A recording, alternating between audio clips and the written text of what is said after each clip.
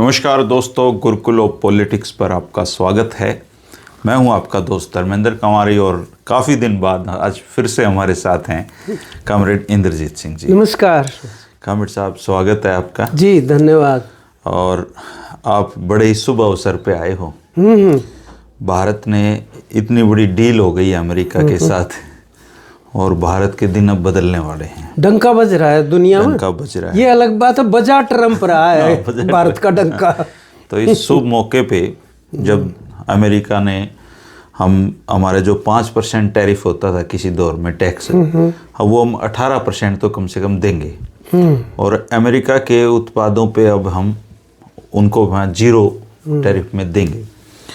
तो चूंकि आपका विषय यही है कृषि अर्थशास्त्र में, और बहुत ही अब मैं गंभीर बात की तरफ लौटना चाहूँगा कि इस जो ट्रेड डील है, दो व्यापारी, मोदी जी कहते हैं कि व्यापार उनके खून में है और ट्रम्प तो घोषित व्यापारी हैं। तो इन दो व्यापारियों के बीच में जो डील है उसका भारत देश के किसानों पे क्या असर पड़ने वाला है, और इसको पूरा विस्तार से खोल के एक बार बताओ जी, ताकि कोई कन्फ्यूजन इस पे ना रहे इस चीज़ पे। इसके बुनियादी तौर पर दो पहलू हैं जी। एक पहलू तो है जो हमारी कृषि और किसान की आजीविका से जुड़ा हुआ है, उसकी रोजी रोटी के साथ। उसमें बहुत ही घाटे का सौदा है, इसमें कोई दो राय नहीं। हम उस पे करेंगे चर्चा कैसे क्या है।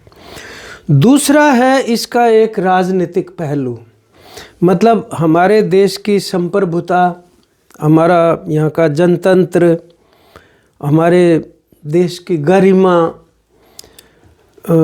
ये अपमानजनक है उसके लिए अगर देखा जाए तो, और शर्मनाक है कुल मिला के जी।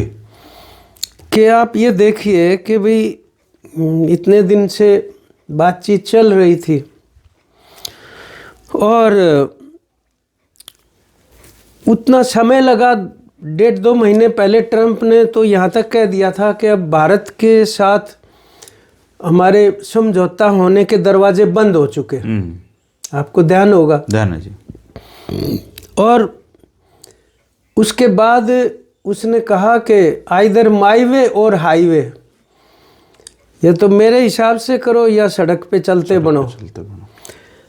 लेकिन इस वक्फे में जो इसका जितना देर से ये हुआ, उसके कारण क्या हैं, ये कई सवाल उठते हैं उससे कुल मिलाकर के। पहले क्यों नहीं हो रहा था, बीच में क्यों नहीं हुआ और अब कैसे हुआ, ये कुछ न कुछ बात तो ज़रूर है। और इसमें ये जो 18% टैरिफ जो भारत के उत्पादों के ऊपर लगा है, जो हम अमेरिका को एक्सपोर्ट करते हैं, वो पहले 2-3% ही होता था। हाँ जी, मिनिमम से मिनिमम रहता है। हाँ, मिनिमम था, वो अब 18% काफ़ी बड़ा है। इसको वो उपलब्धि बता रहे हैं। हाँ, वो कह रहे हैं 50 से घटा के 18 कर दिया ना। पाकिस्तान पे 19 है। हाँ, तो किसी पे वो कह रहे हैं जो पड़ोसी मुल्क हैं उनसे हमारा कम है, उनसे तो कम है। अब 19-21, कहीं पे 18 है, कहीं 19 है, कहीं 20 है, तो वो उसको उपलब्धि बता रहे हैं। अरे भाई, तुम पड़ोसी मुल्कों की बात कर रहे हो, तुम तो विश्व गुरु हो खुद है, तो विश्व गुरु की तुलना तब उनसे करने लग गए। अब जो हमारे डेवलपिंग कंट्रीज, मतलब हमारे गरीब मुल्क हैं पड़ोस में, उनके साथ कर रहे हो तुम। तो इसके जो टैरिफ का जो युद्ध है, ये उसी का हिस्सा है जिसके ऊपर कुछ महीने पहले अपन ने बात करी थी एक वार्ता में, कि आम जो हमारा नागरिक है या किसान है, उसके समझ में एकदम इतना नहीं आता कि भाई कौन सी चीज़ें टोटे नफ़े की उसके लिए हो सकती हैं। ख़ास तौर पे जो अंतर्राष्ट्रीय स्तर का व्यापार है जी, उसकी शर्तें विभिन्न देशों के बीच में किस रूप में हमारी दिन प्रतिदिन के जनजीवन को प्रभावित करते, इसकी कम जानकारी रहती है। पता ही नहीं होता उसको, पता नहीं होता है। अब थोड़ा थोड़ा होने लगा, जब से मतलब उनको अपनी दशा के बारे में चिंता होने लगी है। और कुछ मुद्दों के ऊपर उसने अपनी मांग रखनी शुरू की। न्यूनतम समर्थन मूल्य क्या होता है और वो क्यों नहीं मिल रहा और कैसे कैसे। उसके बाद कुछ ये तो बात ज़रूर है कि उसकी दिलचस्पी बढ़ी है समझने में उतनी, लेकिन सफाई के साथ तो कुल मिला के तो ये अर्थशास्त्रियों का काम है उस तरह देखा जाए तो, जो विशेषज्ञ होते हैं। तो एक बार WTO जब बना 90 के दशक में, उस टाइम पर अंतर्राष्ट्रीय स्तर के कुछ नियम बन गए कि किसके ऊपर कितना शुल्क लगेगा आयात निर्यात का, और उसके कुछ नियम थे जिनकी अनुपालना करनी पड़ती थी सबको, मतलब। और उसमें चलते चलते तब भी हम ये कहते थे कि ये हमारे जैसे मुल्कों के फ़ायदे में नहीं है, जो विकसित देश हैं, डेवलप्ड कंट्रीज हैं, ये उन्हीं के फ़ायदे में जाएगा कुल मिला के। आप एक ही लाइन में नहीं खड़े कर सकते एक बहुत बड़े तेज़ दौड़ने वाले को और एक जो किसी न किसी रूप में कमज़ोर है दौड़ने में शारीरिक रूप से, उसको एक ही बिंदु पे खड़ा करके नहीं कह सकते ना कि भाई सब कुछ के लिए बराबर है, चलो दौड़ो, जो निकलेगा निकल जाएगा। तो ये बात लग रही थी, लेकिन उससे भी आप अंदाज़ा लगाइए कि वो ऐसी स्थिति में आ गए, ये जो 30-40 साल गुजरे हैं इस दौरान, कि अब वो उससे मुकरने लग गए खुद ही कि ये हमें मंजूर नहीं। और ट्रंप की दूसरी टर्म के बाद ख़ास तौर पे उसने जो जिस तरह की एक तरफा घोषणाएं की, वो ये शुल्क लगाने की, वो एक तरह से उसको टैरिफ युद्ध कहते हैं। हाँ जी, युद्ध जैसा ही है। और ये दोबारा से दुनिया के ऊपर कौन ज़्यादा अपना वर्चस्व और गलबा स्थापित कर सकता है, इस बात की लड़ाई है। मुख्य रूप से अमेरिका के कोई मुकाबला करने वाला नहीं चीन के सिवाय, तो उसका मुख्य जो टकराव है वो चीन के साथ है कि वो विश्व के स्तर पे जो व्यापार है उसके ऊपर ज़्यादा मतलब पकड़ बना चुका पहले ही, तो उसको कैसे घेरा जाए मतलब। और इसलिए उसने ये घोषणाएं की थी 50% की कर दी, जिसमें 25 तो था दंड लगाने के लिए कि भारत रूस से तेल क्यों ले रहा है उसके नाम का, और 25 उन्होंने रेसिप्रोकल टैरिफ जिसको कहते हैं कि भारत कुछ शुल्क लगा रहा है अमेरिका के उत्पादों पे, तो अमेरिका भी भारत के ऊपर 25 लगाएगा। अब वो 25 से 7% घटाकर जो ढोल बजा रहे हैं और वो सवाल कर रहे हैं कि देखो इतना तो घटा और देशों से तो फिर भी कम ही है, तो इसका मास्टर स्ट्रोक है जी, मास्टर स्ट्रोक। हम कह रहे हैं कि भैया तो ऐसी बात हो गई जो तुम कह रहे हो कि और देशों को 5-5 डंडे मारे, हमें तो 4 ही लगे हैं, ये कोई खुशी की बात तो नहीं है ना।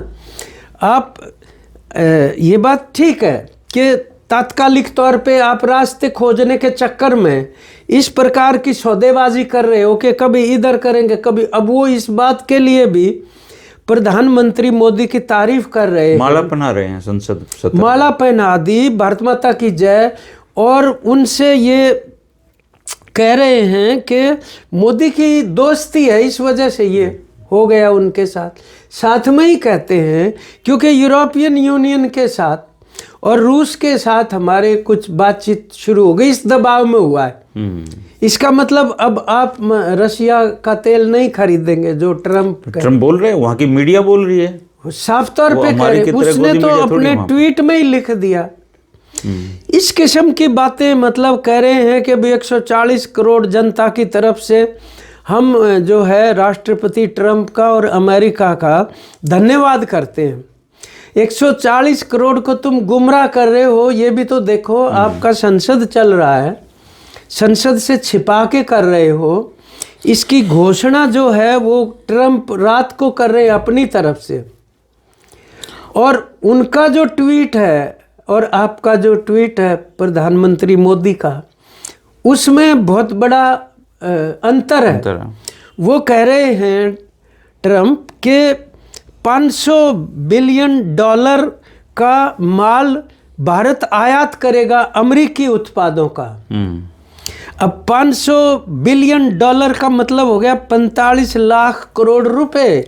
इतने का आयात भारत करेगा अमेरिका से। फिर उसमें लिखा है वो क्या क्या होंगे, वो इलेक्ट्रॉनिक्स के ये पार्ट होंगे, वो होंगे एग्रीकल्चर प्रोड्यूस होंगे, ये लिख रखा है उसमें। और वहाँ की जो कृषि मंत्री हैं मैडम, वो सेक्रेटरी ऑफ एग्रीकल्चर कहते हैं वहाँ पे, वो ब्रुक रॉलिंस उनका नाम है। वो एक ट्वीट जारी करके कहती हैं कि भाई कृषि के जो उत्पादों पे जीरो करेगा भारत, मान गया है उसके लिए जीरो टैरिफ, शून्य, उससे बड़ा भारी फायदा होगा अमेरिका के किसान को। और भारत से जो धन है वो पंप इन होएगा अमेरिका में, मतलब जोर शोर से मतलब उधर धन जाएगा। वो जिसको भारत का धन कह रहे हैं उधर जाएगा, वो किसका है? वो यहाँ के किसानों का। और वहाँ जो जाएगा वो किसके पास जाएगा? वो अमेरिका के, जिसको किसान कह रहे हैं वो किसान नहीं है, कॉर्पोरेट है, वो तो कारपोरेट हैं। क्योंकि वहां तो कोई 5 एकड़ का किसान ही नहीं है कोई। कुल 18 लाख किसान हैं, ये लगा लो, वो कंपनियां ही हैं कुल मिलाकर। वो वहाँ तो 1000 2,000 एकड़ के खेत हैं उनके। जब वो ये कह रही हैं कि इतना 1.3 बिलियन डॉलर का जो घाटा अमेरिका उठा रहा था वो अब दूर हो जाएगा, भारत और अमेरिका के बीच के व्यापार का जो था वो अब खत्म हो जाएगा। तो कह रही है ग्रेट डील है हमारे लिए, बड़ी महान समझौता है ये। उसको डील ही नहीं, उनके लिए तो महान है ही जी, इसमें तो कोई दो राय नहीं। निश्चित तौर पर महान है उनके लिए। अब आप अपना जीरो कर रहे हैं। अब देखो एक उदाहरण छोटा सा, ये 18 देंगे, वो उनका जीरो पे लेंगे। एक छोटा सा उदाहरण देखिए कि पिछले 19 अगस्त को 2025 में हमने बात की थी कि कपास के ऊपर 11% आयात शुल्क हम लगाते थे, वो हटा दिया 19 अगस्त को और 31 दिसंबर तक रखा फ्री करके। और इसी दौरान में हमारी कपास की फसल की पिटाई हो गई। मतलब अब कह रहे हैं अब तो उठा लिया हमने, अब उठाने का क्या सीजन जा चुका, फिर आएगा, फिर आप क्या करोगे? अब तो आप जिन पक्षों के ऊपर कह रहे हैं उसमें होने वाला क्या है? देखो दो चीज़ खास तौर पर समझने की, हमारे यहाँ जो कृषि है हमारे देश की, वो अन्य किसी देश की तरह से नहीं है जी। हमारा कृषि आधारित देश है। 65% जनता कृषि पे किसी न किसी रूप में निर्भर है। और हमने कितनी मेहनत करके एक आत्मनिर्भरता खाद्यान्नों की हासिल करी थी। पहले तो अनाज मांग के खाते थे, मतलब ठीक बात है, और फिर वो हासिल की। अब जो दिशा पकड़ी है ये दोबारा से मतलब उसी दिशा के अंदर जाएगा कि हम खाद्यान्नों के ऊपर अपनी आत्मनिर्भरता को खो सकते हैं, जो फूड सिक्योरिटी जिसको हम अपनी कहते हैं। कारण कि हमारे यहाँ जो उत्पादन खर्च है ना, जिसको इनपुट कॉस्ट कहते हैं, वो बहुत ज़्यादा है। वहाँ पर हैं बहुत बड़ी बड़ी कंपनियाँ, मशीनों से काम होता है, तो उनका पड़ता खाता सस्ते में बेच सकते हैं, वो इतना ज़्यादा उत्पादन करते हैं। और सरकार बहुत बड़ी सब्सिडी देती है, क्योंकि वो जो पैदा वहाँ से कर रहे हैं वो अमेरिका को व्यापार में एक लाभ की स्थिति में लेके आएगा। इस तरीके से लाभ की स्थिति में इस रूप में, ठीक है, सर्वशक्तिमान कहते हैं ये अमेरिका को। सच्चाई ये है अमेरिका भीतर से अर्थव्यवस्था भयंकर संकट में है। बेरोजगारी का भी संकट है, और जिस तरह से हमारे बच्चों को उठा उठा के बेड़ी हथकड़ी लगा के छोड़ के जा रहे हैं, और उसके भीतर जो है तमाम तरह के संकट पैदा हुए वो उसको कवर अप करना चाहते हैं। और हमारे यहाँ खास तौर पर ये जो मक्का है, या आप लगा लो सोयाबीन है, या फ्रूट है, या वेजिटेबल है, सब्जियां, ये तो लिख रखा है।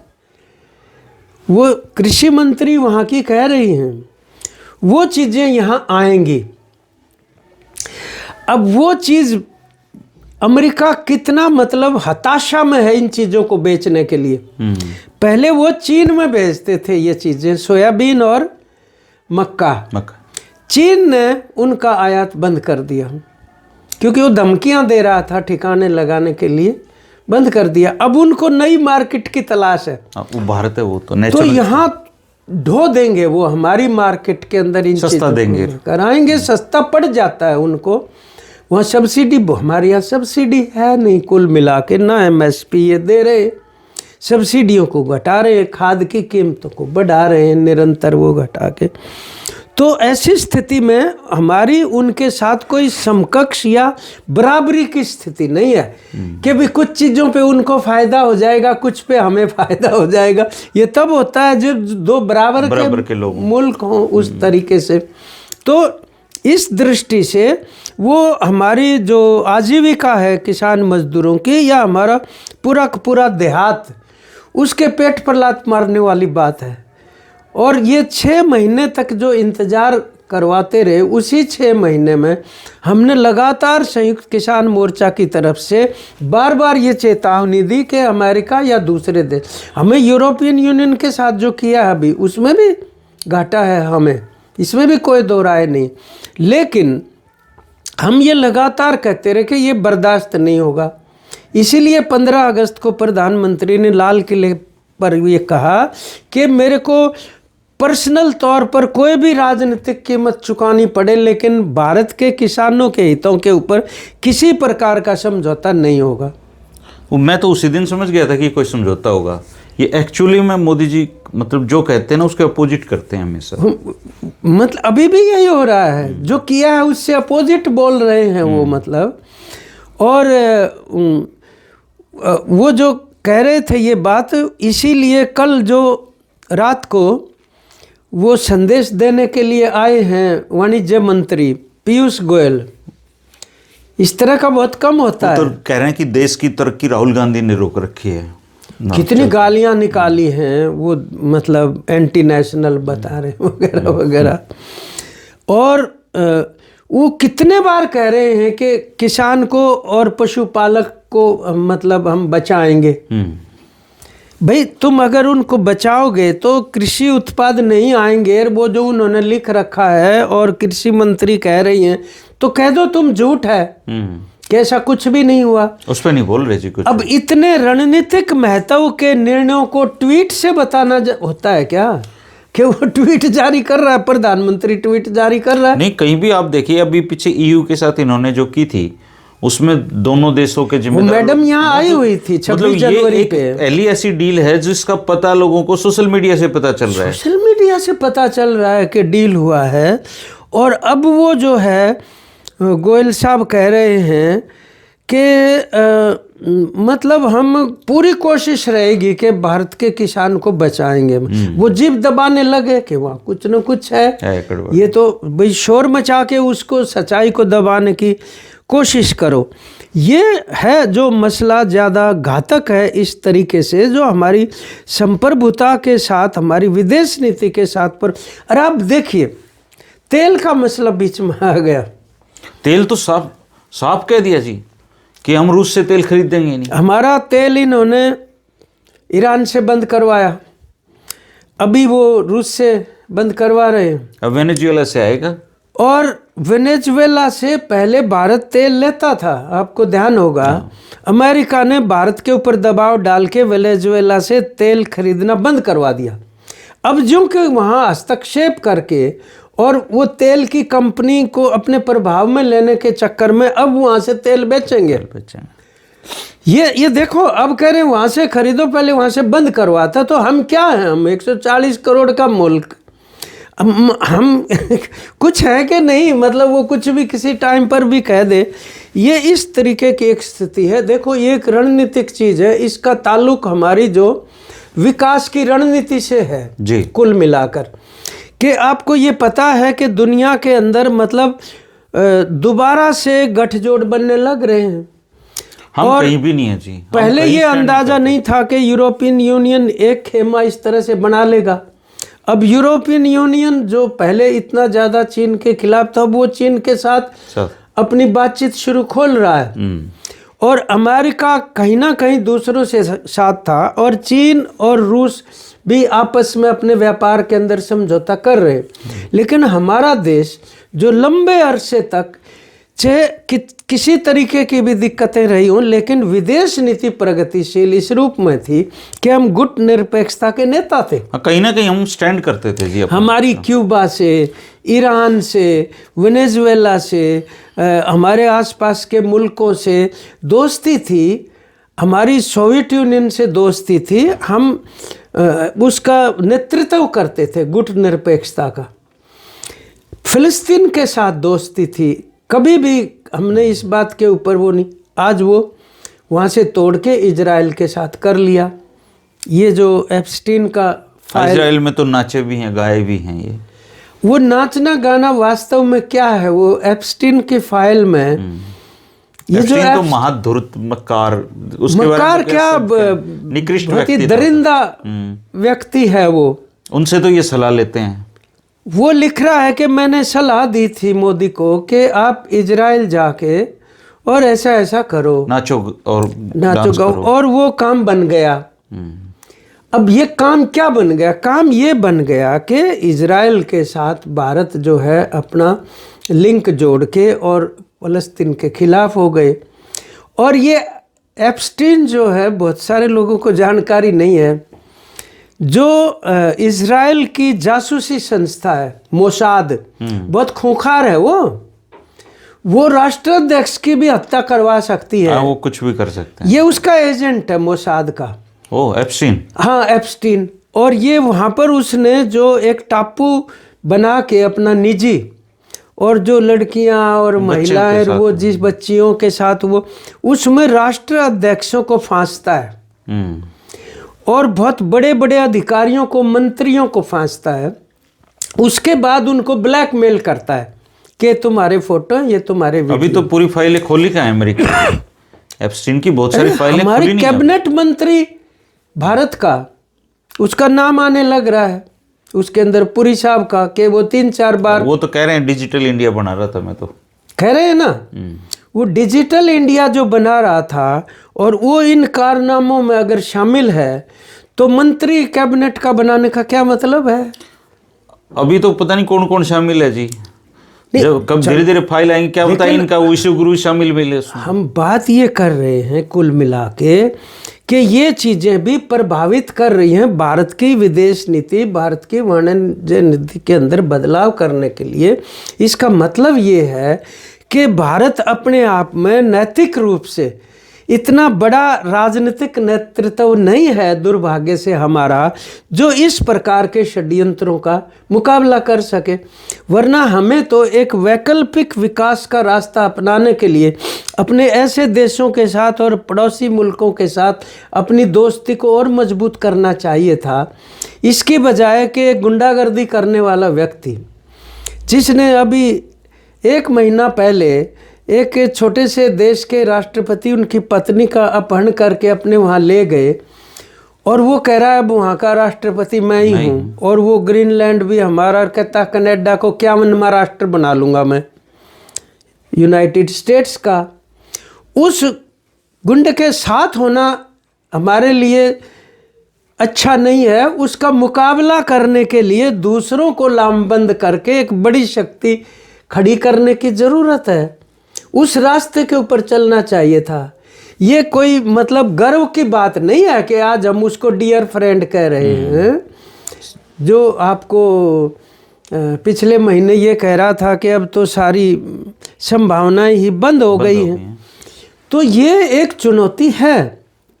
इसलिए इसका कम से कम कृषि और डेयरी, अब फ्रूट, वेजिटेबल्स, अब आप देखो हमारा हिमाचल है, कश्मीर है, हमारा उत्तराखंड है जहाँ सेब पैदा होता है अब वो इतने बड़े पैमाने पे, जो खतरा एक और है यहाँ, इसमें कहीं नहीं लिख रखा कि जीएम फसलें नहीं आएंगी। वो जीएम फसल, वो तो उगाते ही जीएम फसलें हैं जी। वो जेनेटिकली मॉडिफाइड फसलें ही उगाते हैं, जिसकी विश्वसनीयता और उसके स्वास्थ्य संबंधी कारकों के ऊपर बहुत गंभीर प्रश्न होता है। भारत ने अभी तक, हम भी इस पक्ष में है कि ऐसे किसी को अलाउ करना ठीक नहीं। भारत की भी कई जो जीएम ब्रिंजल या जीएम की दूसरी वैरायटीज के लिए जो अनुमति मांग रहे हैं, ऐसे नहीं दी जा सकती। वो खिलवाड़ करना होगा प्रकृति के साथ। लेकिन वो उस जीएम फसलों से इतना भारी उत्पादकता निकाल रहे हैं कि उनका मार्जिन निकल आएगा। तो वही सेब जो मान लो आज 125 रुपये या 100 रुपये भी किलो ले आते हैं, और अभी भी बहुत बड़ा मार्जिन ले रहा है बिजनेसमैन यहाँ पे, 250 रुपये किलो उनको बेचता उसी सेब को। लेकिन उसके बाद तो स्थिति ये हो जाएगी कि हमारा सेब तो पिट जाएगा, और वो जो है 100 रुपये से कम में बेच के मतलब यहाँ की मार्केट को कैप्चर कर लेंगे। तो कहाँ जाएंगे लोग? मतलब ये इसके बहुत बड़े खतरे हैं। और ऐसे डील नहीं होती है कि कोई ना तो दो तरफा प्रेस कॉन्फ्रेंस है, कुछ भी नहीं, क्लियरिटी नहीं है, ना जॉइंट कम्युनिके है किसी भी प्रकार का, नहीं है कोई पत्र ऐसा होगी, कागज तो दिखा दो। और दूसरी बात वो ये कह रहे हैं कि 2-4 दिन में इसके विवरण जो है डिटेल्स वो जारी हो जाएंगे। 2-4 दिन में क्या जारी हो जाएंगे भाई? तुम देखो हमारी पार्लियामेंट चल रही है, इस दौरान तो 3 बार संसद में ही रख दो तुम कागज। संसद में यही बता देते पहले कि इन मसलों पे हमारी बातचीत चल रही है कि भाई इन चीज़ों के आयात निर्यात के ऊपर हम उनसे बात कर रहे हैं, कुछ नहीं बता रहे। अब ये जो बोल रहा मंत्री, क्या नाम है इसका, ये लगभग मतलब वीकली अप डाउन करता था अमेरिका में, पीयूष गोयल ट्रेड डील के लिए जा रहा था ना जी।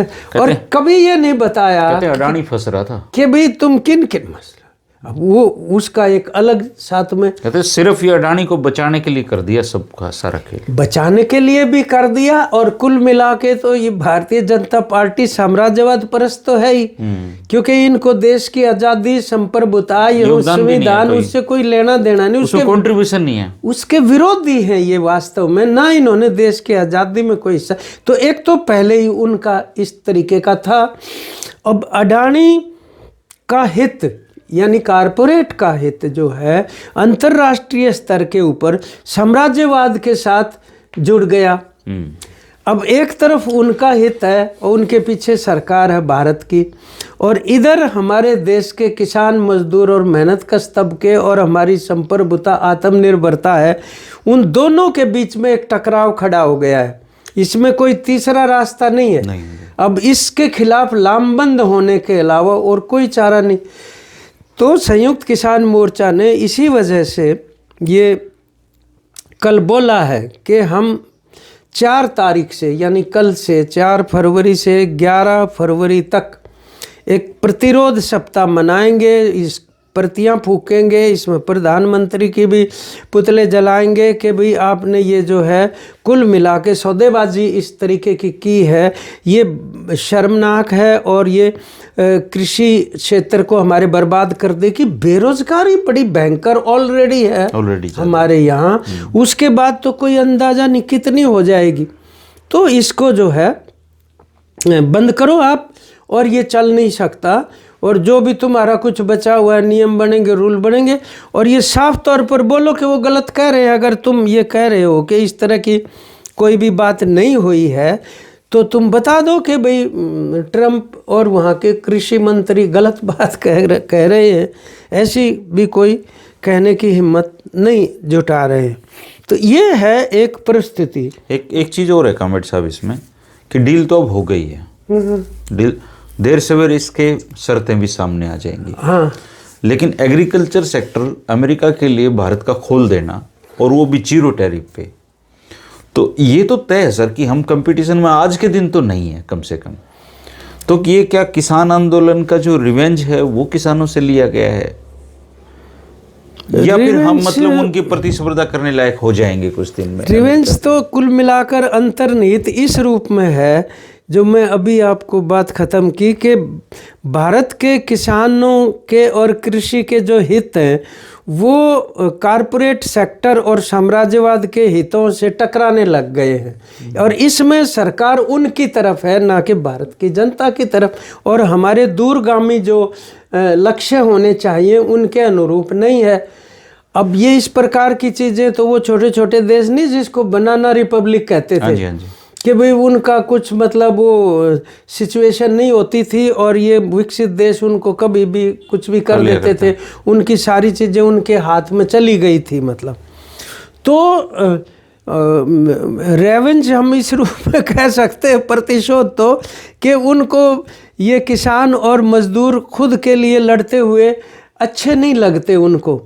और अभी जो इन्होंने वो लेबर कोड जो पास किए थे, अब तो उसको लागू करने की घोषणा कर दी उन्होंने, जिसको लेके 12 फरवरी की ये हड़ताल कर, ये भी तो कारपोरेट के कहने से ही किया इस तरीके का, और उससे भी बड़ा भारी वो नुकसान होएगा भारत के कुल मिला के जो औद्योगिक हित भी देखो। एक तो है ना कि उद्योगपति का हित और एक है भारत देश का हित, उससे कैसे पूरा होगा। क्या हमारी मतलब जो हो सकता है अब यूरोपियन यूनियन से किया है कि बहुत बहुत महंगी और लग्जरी गाड़ियां कुछ लोगों को सस्ती मिल जाएंगी, लेकिन आप ये देखिए कि लेकिन हमारी ऑटोमोबाइल इंडस्ट्री के ऊपर कितना। यूरोप से आप आनंद महिंद्रा है, महिंद्रा के मालिक, वो दिन में 10 ट्वीट करते हैं जी कम से कम। जिस दिन से यूरोपियन यूनियन का कोई हुआ उन्होंने एक ट्वीट नहीं कर पाए जी, वो भी।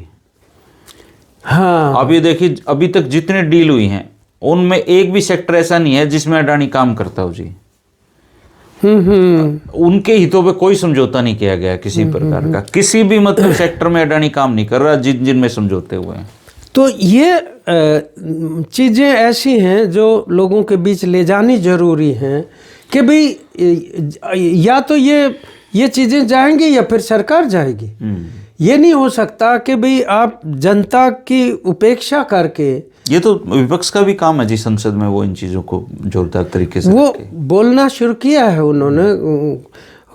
आज शायद कुछ उसके अंदर हुआ होगा जरूर, अभी देखा नहीं कि वहाँ क्या बातचीत हुई है, लेकिन विपक्षी दलों ने बहुत मजबूती के साथ इसको उठाया। किसी भी प्रांत से नहीं पूछ रखा ना। अब ये उनका अपना भी तो एक वो होता है सेंटर स्टेट रिलेशन के अंदर जो फेडरल किसी प्रांतों को सहमति ली गई हो, कोई सहमति लेना देना नहीं किसी तरीके का।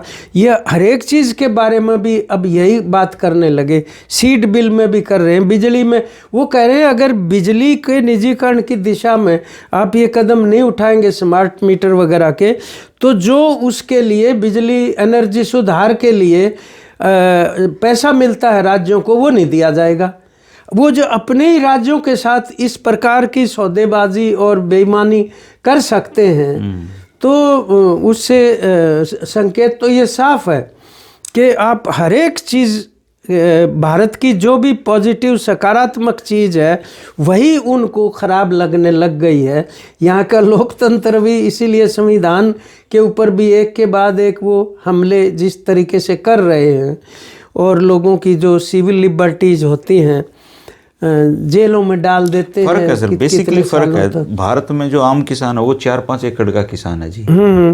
वहाँ पे जो किसान है वो बहुत बड़े बड़े किसान है सर, 1000, 2000, 5000 एकड़, और तो उनका और हमारे मुकाबला नहीं है सर कोई भी। एक्चुअली बेसिकली किसी भी फील्ड में नहीं कर सकते किसी भी तरीके से मुकाबला नहीं है, उसका तो कोई विचारणीय भी नहीं है कोई मुकाबला करने की बात। और उल्टा वो उन वाले हम फ्री में लेंगे, उन पे कोई टैरिफ ही नहीं है। मतलब किस प्रकार की डील है जी? देखो इसका मतलब ये है कि हमारा बाजार और मंडियों के दरवाजों को हम खोल देंगे उनके लिए, और वो उसको आंट देंगे यहाँ लाके अपने उत्पाद से। और बाजार का तो यही मतलब है। 140 करोड़ लोगों का देश है सर, जो सस्ता मिलेगा उसको ही खरीदना। वो ये थोड़ी देखेगा ये भारत की है। उनके लिए भारत बहुत बड़ी मार्केट है, क्योंकि हमारे यहाँ तो खुद अपने आप में मिडिल क्लास ही इतनी बड़ी चीज़ है। अब यहाँ दूध और डेयरी का माल और घी और मक्खन ये चीज़ें अगर आने लग गई सस्ती दर में, तो कितना बड़ा पशुपालक है कुल मिला पूरी अर्थव्यवस्था पशुपालन पे जो 18-20% कृषि के अंदर योगदान देता है पशुपालन, उसमें गरीब से गरीब भूमिहीन लोग भी उसके अंदर भैंस के सारे लोगों का जीवन चल रहा है जी। जीवन चल रहा है। आपको ध्यान होगा इन देशों का ना, आप देखो बार बार कभी यूक्रेन का जिक्र करते हैं, कभी किसी का करते हैं, तो युद्ध को करवाना जब हित में होता है तो करवाएंगे, अपना हथियार बेचने के लिए, और जब रुकवाना जरूरी समझते हैं तो उसको रुकवाने की बात करते ठीक हैं। बात है। और मोदी जी कह रहे हैं, अभी कल वाले ट्वीट की आखिरी लाइन यही तो है, वो ये कह रहे हैं कि वर्तमान स्थिति में ट्रंप के नेतृत्व में ही दुनिया के अंदर विश्व शांति और स्थिरता पैदा हो सकती है, स्थायित्व, स्टेबिलिटी एंड पीस। अब बताइए उनका पीस से क्या लेना देना है ट्रंप का, जिसको ये इतना बड़ा श्रेय देने जा रहे हैं। इस तरह की बात नहीं करनी चाहिए किसी भी राष्ट्राध्यक्ष को, जो वो कर रहे हैं। ये दुनिया में हमारी छवि कोई अच्छी नहीं बनेगी इस प्रकार के आचरण से, ऐसा लगता है। मतलब तो दोस्तों, कुछ दिनों में स्पष्ट हो जाएगा कि मोदी जी ने किन शर्तों पे अमेरिका के साथ डील की है, लेकिन जिस तरीके से ये घालमेल इनका चल रहा है, बातें छुपाई जा रही हैं, संसद को विश्वास में नहीं लिया जा रहा, उसको देखते हुए इस बात में कोई शक नहीं है कि भारत ने अपने देश के दरवाजे किसानों के लिए बर्बादी के राह खोल दिए हैं। आने वाला वक्त बताएगा कैसे ये सर्वाइव करेंगे, क्योंकि भारत का औसतन किसान आज भी कर्ज में है और उसकी फसलों के दाम भी नहीं मिल रहे हैं। देखते हैं विश्व गुरु का डंका अब और कितना बजता है और कहाँ का बजता है, और स्टेट डील पर आपके क्या विचार हैं, आप जरूर कमेंट करके बताना।